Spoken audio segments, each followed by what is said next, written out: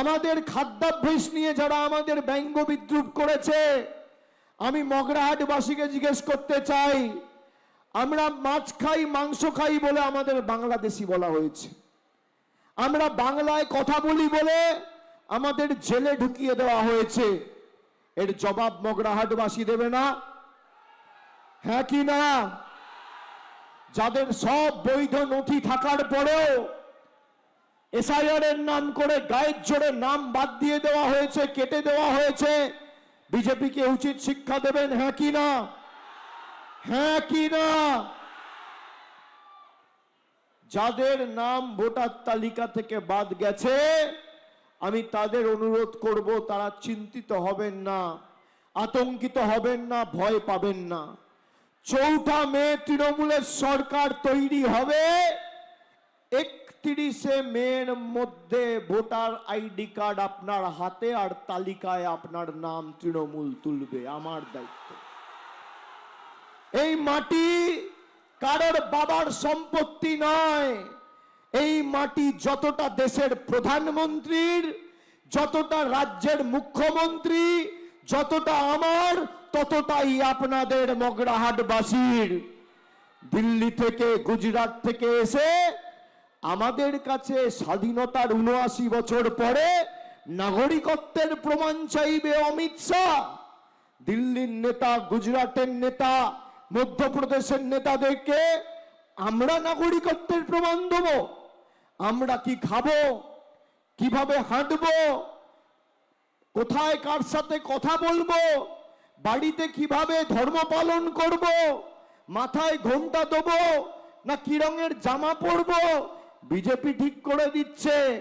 দাড়ি রাখবো না দাড়ি কাটবো, কোন রাস্তা দিয়ে হাঁটবো, কি রঙের জামা পরবো, বাংলার মানুষ ঠিক করবে, বিজেপি ঠিক করবে না। এই মাটি আমাদের মাটি। যারা বাঙালিকে বাংলাদেশি বলে অপমান করেছে, যারা আমাদের পাল্টাতে চায়, তারা আজকে নিজেরা পাল্টে গেছে।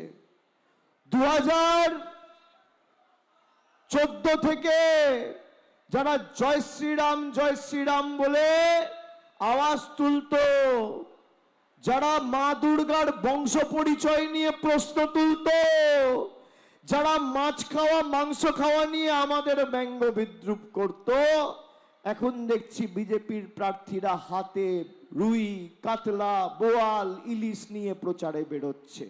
বাঙালিকে পাল্টাতে এসে নিজেরাই পাল্টে গেছে। আর আমি কথা দিয়ে যাচ্ছি, 4 তারিখের পর এই বিজেপির প্রার্থীদের ঘাড় ধরে নিয়ে গিয়ে মাছের বাজারে বসিয়ে মাছও কাটাবো আর মাছও বিক্রি করাবো। আমরা মাছ খাই বলে আমরা বাংলাদেশি না। 4 তারিখের পর সব হিসেব হবে। সিপিএম এর হাড়মাতগুলো জার্সি পাল্টে এখন পদ্ম ফুলের ঝান্ডা ধরেছ। ডায়মন্ড হারবারে এদের খুঁজে পাওয়া যায় না, মগরাহাটে 2-4 পিস পড়ে রয়েছে ভিতরে ভিতরে। সব আগামী 4 তারিখের পর আমি ব্যবস্থা করে দেবো। গণতান্ত্রিকভাবে মানুষ রায় দেবে, তারপর মগরাহাট জুড়ে রবীন্দ্রসঙ্গীত বাজবে। রবীন্দ্রসঙ্গীতের সাথে সুর মিলিয়ে যেখানে দরকার হবে হালকা করে একটু ডিজেও বাজবে। জবাব দেওয়া হবে, সব হবে।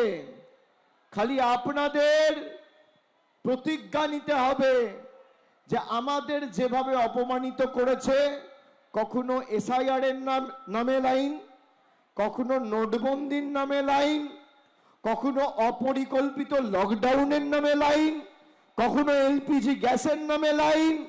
দেশের প্রধানমন্ত্রী গরিব মানুষকে লাইনে দাঁড় করাতে খুব ভালোবাসেন না? মানুষ আগামী দিন জবাবটাও লাইনে দাঁড়িয়ে দেবে। প্রথম দফার ভোট শেষ, তৃণমূল সেঞ্চুরি পার করে দিয়েছে। প্রথম ভোটে এদের দফা রফা হয়ে গেছে, আর আমাদের ভোট তো শেষ দফা, দ্বিতীয় দফা। যখনই ভোট হয় দক্ষিণ 24 পরগনা এদের কফিনের উপর শেষ পেরেকটা গণতান্ত্রিকভাবে পোঁতে। 16তেও শেষ দফা, 14তেও শেষ দফা, 19এও শেষ দফা, 21এও শেষ দফা, 24এও শেষ দফা, 26এও শেষ দফা। যে কটা আবর্জনা ছাইপাশ এদিকে ওদিকে ছিটিয়ে পড়ে আছে, এদের ঝেঁটিয়ে বিদায় করতে হবে আগামী 29 তারিখ লাইনে দাঁড়িয়ে ভোট দিয়ে। এবিপি আনন্দ, এগিয়ে থাকে, এগিয়ে রাখে।